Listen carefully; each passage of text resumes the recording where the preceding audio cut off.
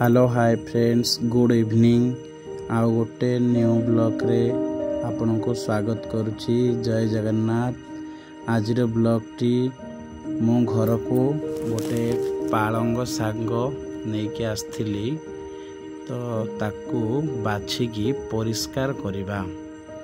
माँ कहतला कि माँ करदेवे किंतु मु कहली ना आज मु निजे गोटे नुआ ब्लॉग करी आ मु निजे बाछिबी। तो माँ एग्री हो गले। माँ कहले ठीक अच्छे तुम करनियो। तो मुझे देखु गोटे गोटे केमी बाहर करी भलरे परिष्कार करुछि कहीं तो आम चाष आसुना चाष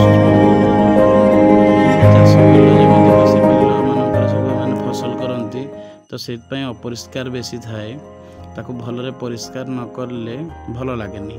तो देखंतु मुझे सुंदर भाव ताको परिष्कार करके अलगा कर देछि। जेतिकी साग नथिला तार 80% सब बाहरी गला से नुंगुड़ा 20% भल साग ही बाहरी। देखा बहुत सुंदर किंतु बाछिबा को बहुत कष्ट। पुणी मो वाइफ चली आसिले टिके हेल्प करने मु कहली कि ना ना ना तुम छाड़ मु आज करुच्ची। तो देखंतु मु करिछि।